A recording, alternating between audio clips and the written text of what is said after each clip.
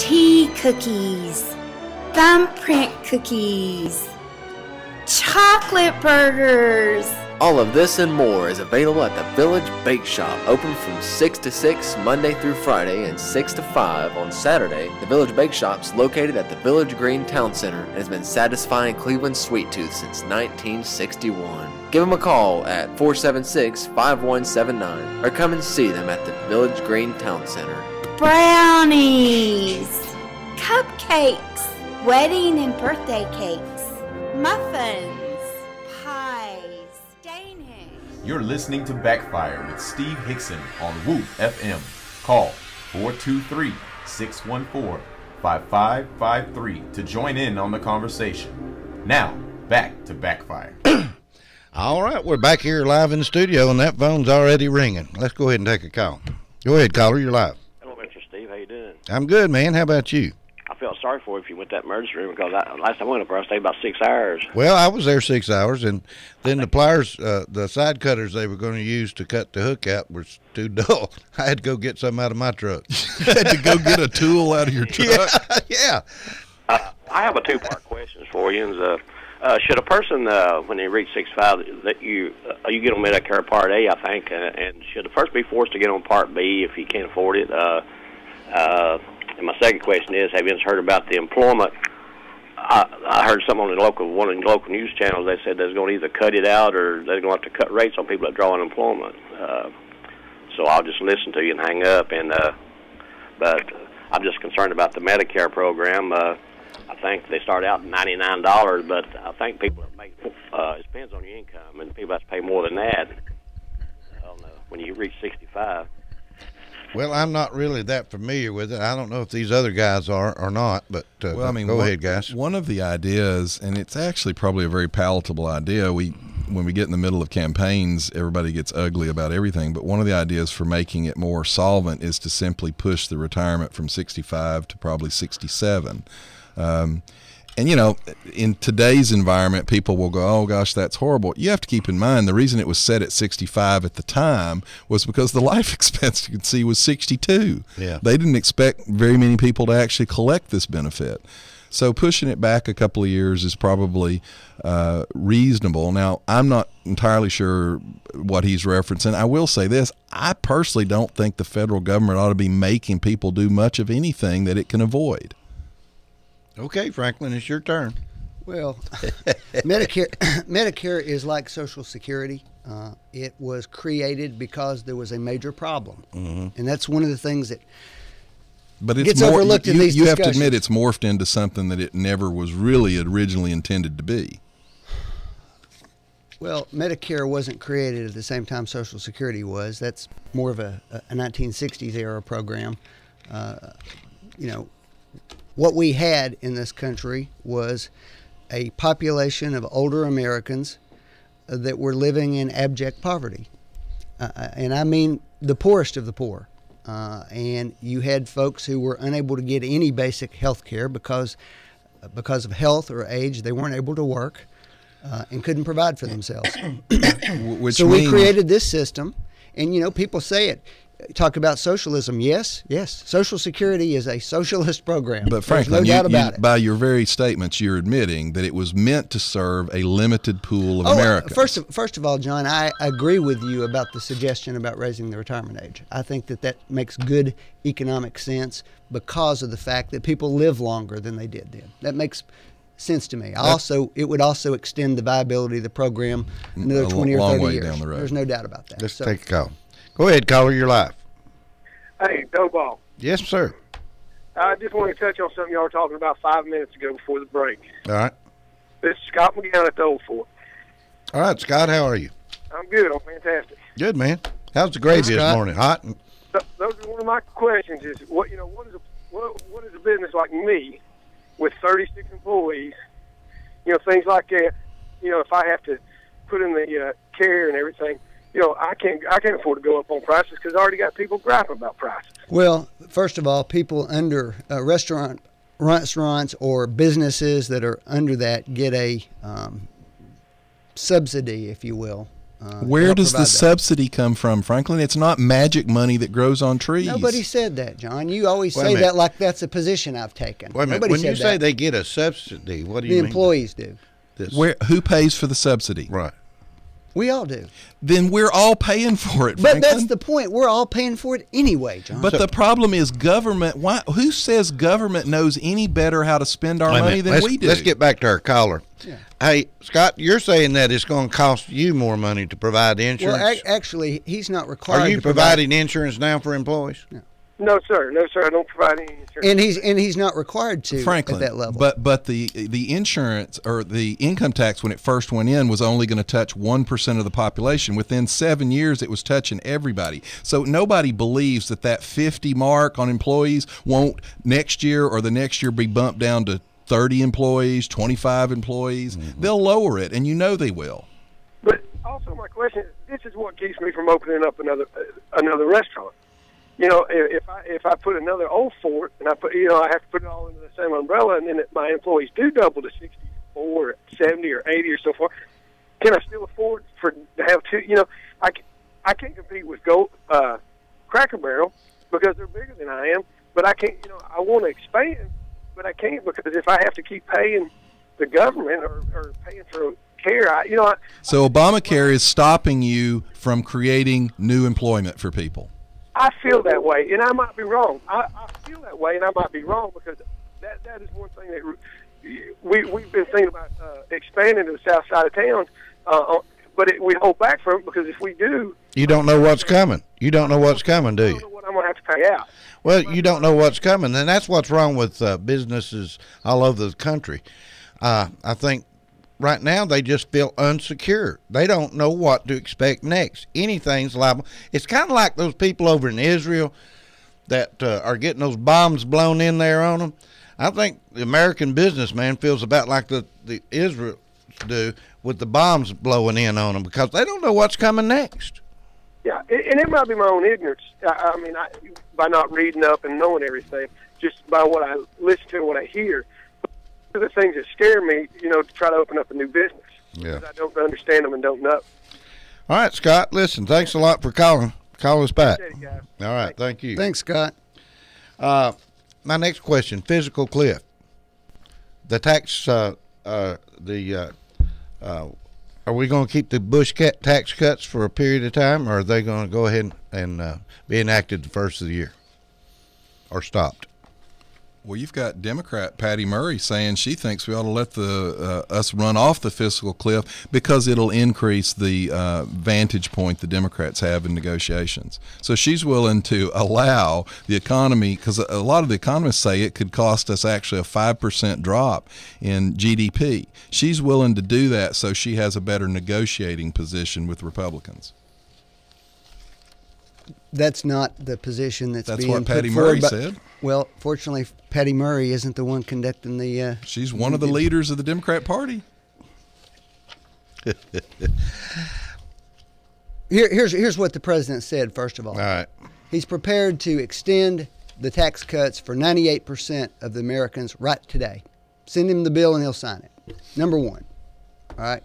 The disputes over the 2% above that, whether they whether they go back to what 38.5%, which is what they were when Bill Clinton was president. All right, on a practical That's the level, question. on a practical level, how much revenue difference does that make? I'm not sure. 80 John. billion out of 80 billion out of 1.1 trillion dollar deficit. So our point sort of is this isn't a actual reasonable position on the president. It's a position of basically I want to punish these people because it's a drop in the bucket as far as the deficit. Well, first of all, the tax cuts were not put in place to be permanent to begin with. Well, that's because the Democrats wouldn't allow it. The Republicans always wanted them to be permanent. Second of all, nobody's ever put together a compelling argument for why they were so bad when the economy was doing well then. The economy did well in the 90s. Those rates Actually, were Franklin, there. I'll be glad to give you all kinds of compelling evidence. The rates were the reason we did so good in the 90s was the bubble that was going in the tech. industry. Okay, then back it up further then. The rates were even higher when Ronald Reagan was president, and you all point to that economy Because as being booming. because he slashed them from the But he still- astronomical rates they were But he before still that. slashed them to a level that's more than 10% higher than what we're talking Every about. time we've cut taxes, total revenue to the government has increased and the economy has boomed. But you can't say that that level somehow makes it impossible for people to invest. Well, first off, Franklin, some of these things I mean, are all the evidence Franklin, shows some of otherwise. these things are not comparable either, Franklin, because in the earlier times we had a couple of taxes. It's just like the city of Cleveland. They don't raise taxes. They put new fees on people. When you total up all the fees, all the taxes, state, local, we are at an astronomically high level. Let's take a call. Go ahead, caller. You're live. Okay, I've got a gripe this morning, though, boss. You always have a gripe. I sure do. I want to know why groceries are getting higher and higher, and there's smaller portions of them. Who controls that? The federal government came in and they made the oil companies add ethanol to the gas. They make the ethanol with corn. So everything that corn was used in costs more because the price of corn went up. So your beef costs more because the guy growing the cow has to pay twice as much for corn because of the stupid ethanol that's in your gas that's actually destroying your engine and lowering your miles per gallon. So the government caused this. Why don't somebody cut that out? Because Obama believes you should have ethanol in your gas even though it doesn't make any sense. Even though you can't run lawnmowers on it or anything else without weed eaters, if you go a few months without putting something in that gas, it's going to stop everything up. Red, that's where we get into these arguments. Obama or the Democrats come along and they say, hey, we're going to put ethanol in the gas and it's going to be great. And if all you look at is that, you go, okay. But when the Republicans come along and go, look, you're pulling all this corn out of the market, that's going to cost cows to be more expensive. It's going to cost your milk to be more expensive. People don't think about that. Everything. It's amazing all the things that are made with corn. It's amazing when you get to the bottom of it. The government subsidized the ethanol in gas 50 cents a gallon. That means not only are you paying more for your food because of the corn costs, but you're actually paying 50 cents a gallon through your taxes to buy that gas. And also, the government subsidized the making of ethanol, didn't they? They did? Mm-hmm. That's what I thought. Okay, that answers my question. All right, thanks, Red. I'm glad we was able to answer it. Bye. Well, wait a minute, Franklin. You didn't say a word. What happened? I'm just watching you. I'm just watching you two hug each other. That's all I.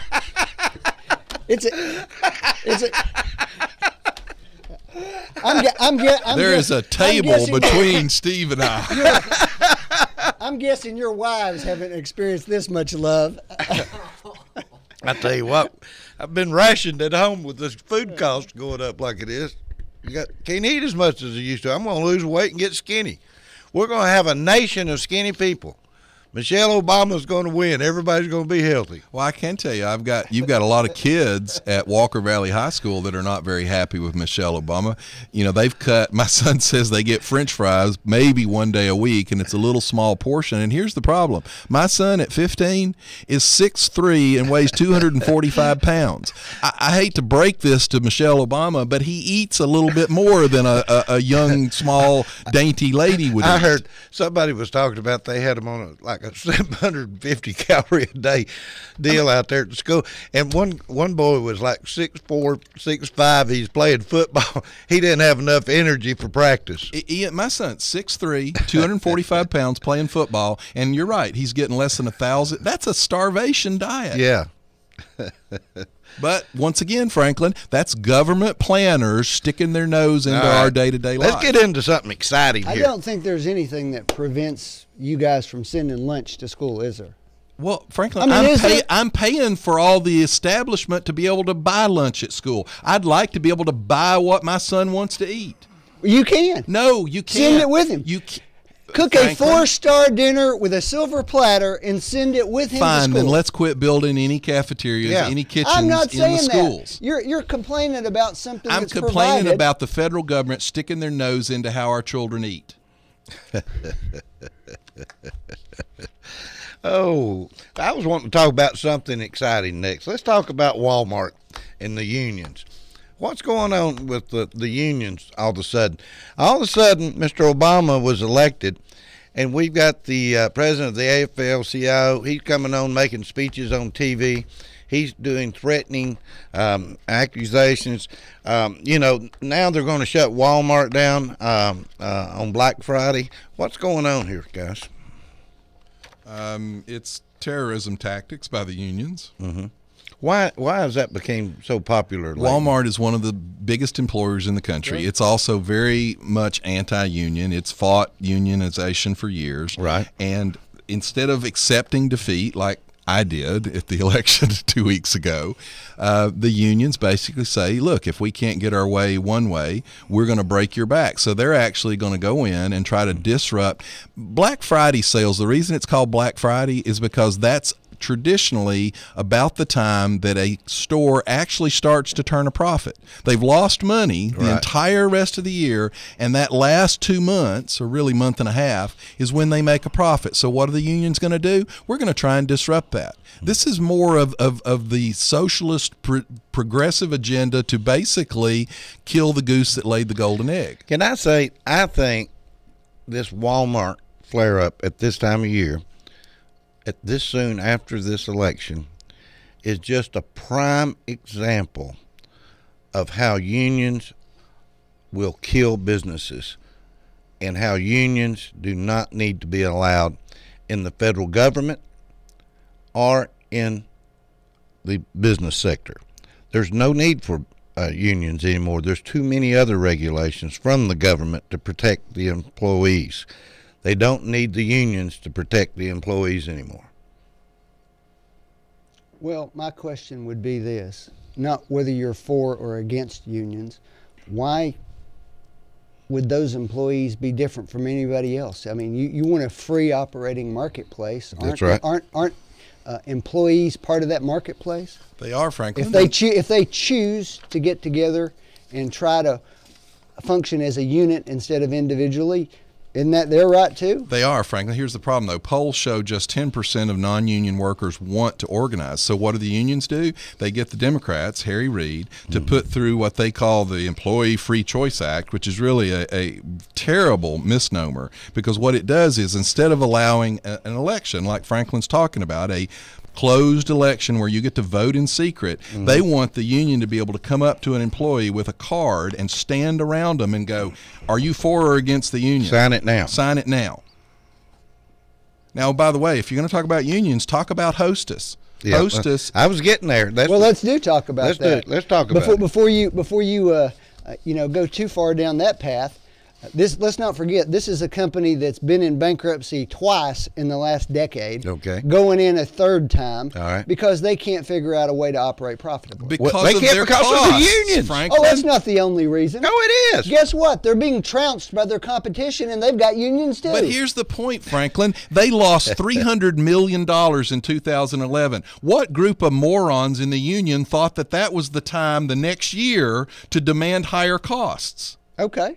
Nobody would argue that point with you. Well, guess what? I will say this. They just put them out of business. The unions balked on this, and after examining the books, the Teamsters unions actually accepted the cuts. But the other union, the Bakery, Confectionery, Tobacco Workers, and Grain Millers International Union, wouldn't. The Teamsters even told the Bakers Union, guys, if you do this, they're going to go out of business. So 18,000 people are now going to lose their job because the union wanted to protect its position. Mm-hmm. Now a judge has said that, hey, we can't let you go into bankruptcy. You've got to be able to negotiate this. And there's a clause there where you've got to debate this with your union. What he said is, first of all, the bankruptcy judge has a specific responsibility. Sure. He has to look out for creditors in the case. That's number one. Hold on. Well, so what he said was not that you have to work out some deal. It was, as far as I can tell, you guys haven't even gone and sat down and tried to work out a deal. So before I liquidate the company, go make the effort at least. Then come back to me. So you think this judge has the right idea? I don't know. I don't know enough about these people's balance sheet. I'm just telling you that he's got a specific mandate. Try and do what's best for the creditors in the case. And that could be dissolution of the company, but not necessarily. But he you may trust come back, this? He may come back and say, I want you to sell off these product lines first. That could happen. There's all kinds of But possibilities. you trust this judge to do a good job? Well, that's what he was put in office to do. Well, then That's why his didn't we job. let the judge do that for General Motors? We did. No, we didn't. The He president did it first, and the Yeah. judge signed off on it. Why is this system okay for And the you judge- for and that- Hostess? and that judge Why could- is this system okay without the president's input on Hostess, but it wasn't okay without the president's input on General Motors? Now, Franklin, Probably you've be- argued probably all be- along that the probably president because- had to step in. Probably because Hostess going under doesn't threaten the health of the entire economy. 18,000 jobs is people? pretty bad. 18,000 jobs is a terrible thing, but it's not 1,000,000 jobs like we were talking Hey, about with the if- automobile industry. Well, are you saying that these 18,000 will be permanently lost and will never be reemployed? Because that's what you implied if the president didn't step in with GM. What I said is that the majority of those jobs would have been lost because the supporting industries that depend upon those companies for employment would have gone under at the same You're time. saying that nobody would have started manufacturing cars again.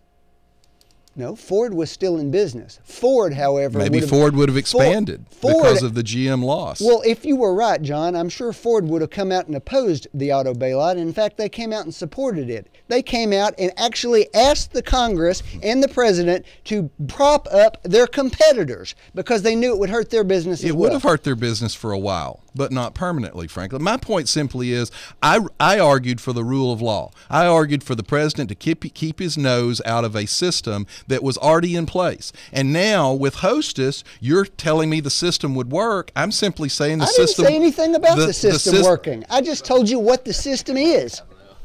Obama stuck his nose in one bankruptcy. I don't see how you can say he shouldn't stick his nose into this one. Why doesn't he come in here and make Hostess do what he wants? Why didn't he take it over? Why doesn't the taxpayer bail Hostess out like they bailed GM out? You know what?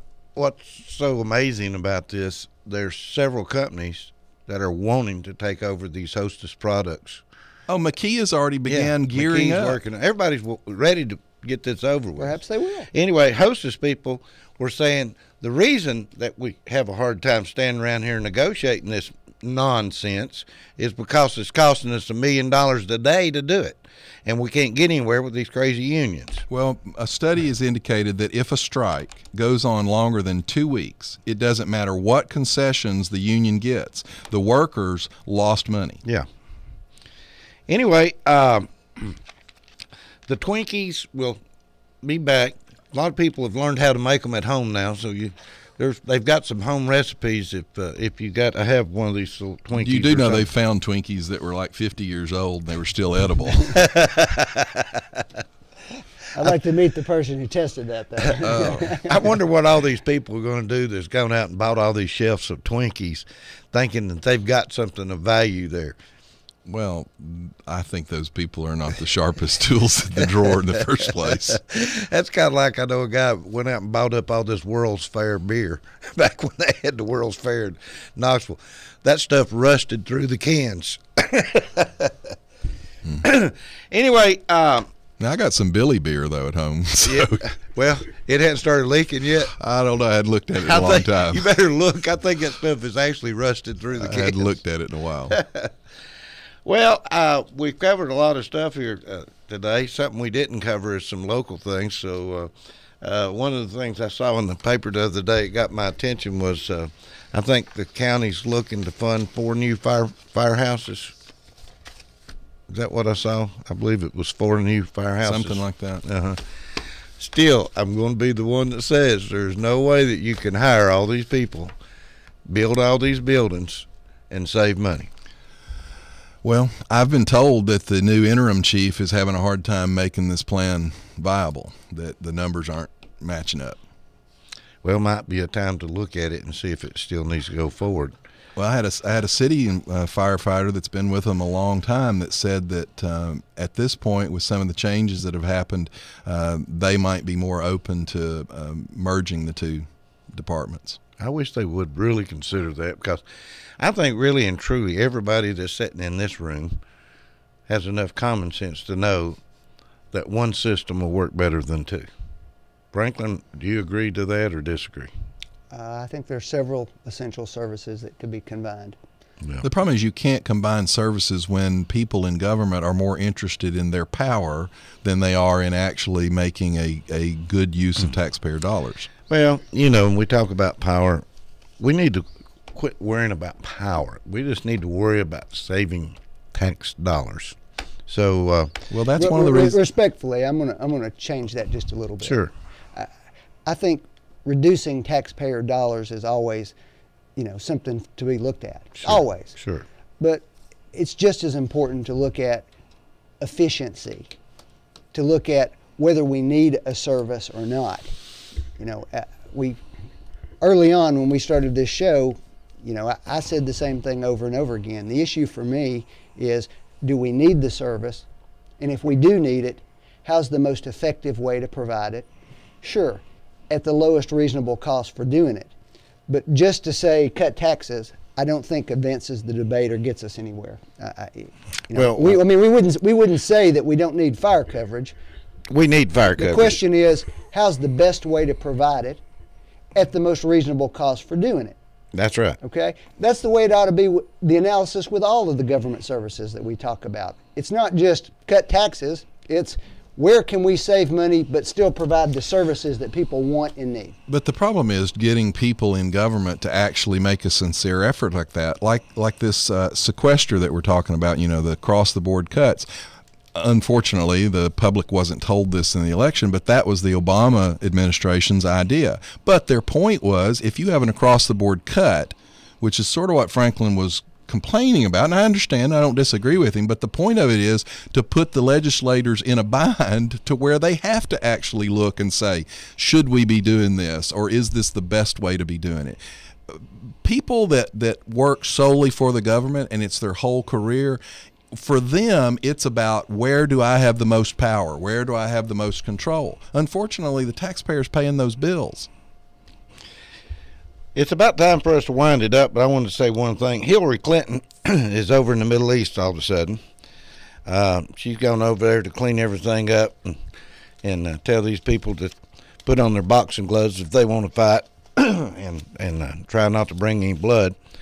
I think it's kind of like putting a referee in the middle of a dog fight over there or something. I don't know what she could possibly do at this point in time to try to curb some of these issues. She is meeting with, this is not just a dispute between the Israelis and the Palestinians. There are lots of other people involved on the periphery. Right.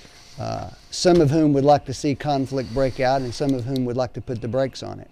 And she's meeting with, in particular, a lot of people on the fringes of this, working with them to see if they can exert influence over the parties to try to get them to pull back from the brink. What does she expect Israel to do? You think? What do you think America expects Israel to do? Well, the president's been pretty clear that he believes they have the right to defend themselves. I don't think there's any question about that. I think it's important to keep, we talk about this, it's not a conflict. Hamas began launching missiles into Israel, killing people, and worse than that, and this is not me, this is I'm reading from something that Alan Dershowitz wrote, very liberal, strong Democrat. He wrote that not only are they launching missiles, but they're launching them from kindergartens, they're launching them from daycares, they're launching them from hospitals, so that Israel is sitting there looking at it going, okay, we can either A, not respond and allow Israeli citizens to be killed, or we can respond and kill, and we know we'll do it. We'll kill innocent women and children, which Hamas will then trot before the willing media and go, look what Israel's doing to us. It's a horrible tactic on Hamas's part. We agreed, but we shouldn't play politics with this. If this explodes into a true war there, a lot of Israelis are going to die. A lot of Palestinians are going to die. And unfortunately, a lot of Americans may end up dying. Well, so we have an interest in trying to help broker a resolution of this, even if it's a tenuous one or not the best one, because it's in our interest as well. Well, another thing to keep in mind too about this, though, their missile defense system, which by the way President Reagan tried to put in for America, has actually proven to be over 90% successful. They have a missile defense system that is shooting down 90% of the missiles that Hamas is launching.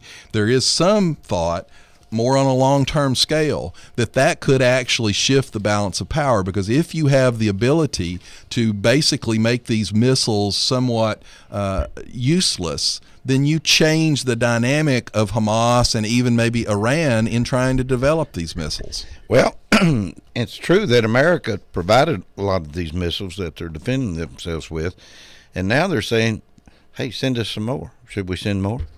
Well, apparently it's quite a system. It senses a launch, it projects the trajectory, and if that missile is not going to hit a populated area or a place where there's civilians, it doesn't waste the money shooting a missile at it. But if it does shoot it, it's 90% successful so far. All right, I want to stop with one last thing I want to say and let y'all just talk about this, and we'll call this the end right here.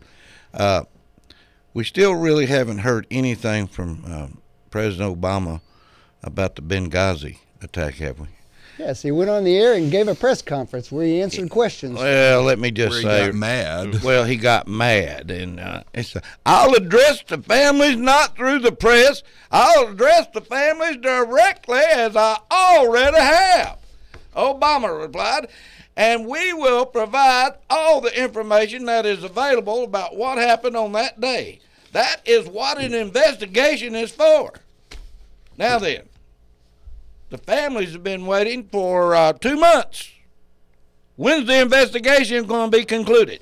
Probably when the members of Congress stop giving press conferences and do their job. Well, Unlike Senator McCain, who shamed himself last week by going and giving a press conference instead of attending the hearing where they were getting a classified briefing on what was happening in Benghazi. I guess he got tired of listening to all the crap. Instead of the chairman of the commission who was investigating this, who walked out of the hearing while a witness was testifying to go give an interview on Fox News. Well, do you think, shameful. Well, don't wait a minute. Let's talk about the Franklin, if you want to talk about shameful, talk about the fact that Petraeus said that all of the intelligence community said that it was a terrorist attack by Al Qaeda from the very beginning, and that someone in the White House changed that dialogue. He did not say somebody in the White House said that. That's a complete he lie. Said, here's what he said. He said the intelligence community was all in agreement. He said that it was all in agreement, and they sent it to the White House, and it got changed. John, you just take these and you make this stuff up. That is not what the man said. Franklin, under oath, he did not say that. The man didn't say they changed it. What he said was, we sent it and said this, and when they put it out, it said that. He did not say anybody in the White House did that. Then Nobody. Who changed it, Franklin? Changed it? It went through the CIA. It went through the Department Franklin, of State, every one of you're right, and every one of them testified that their reports all said Al Qaeda did it. And by the way, the only change that got made in it was from using the word Al Qaeda to using the word extremists. That's the big thing that Benghazi turns out to be about. Well, the difference in that word. I'm sorry, Franklin. Didn't the president use the word Al Qaeda when he said it had been decimated instead of extremists? So that's a pretty significant change. He pulled the one word out that would have made his entire election claim about Osama bin Laden's dead and Al Qaeda's decimated. It would have made him look completely wrong. They haven't proven yet that Al Qaeda was involved. Actually, all of them said Al Qaeda was involved. We've got to go, but I want to say before I leave, I think Mr. Obama's ears are getting bigger. Liar, liar, your pants on fire. Bye-bye. You've been listening to Backfire with Steve Hickson, John Stanberry, and Franklin Chansey. Catch them again on Whoop FM at noon today and every Wednesday morning from 7:30 to 8:30. Now, back to more music on Whoop FM.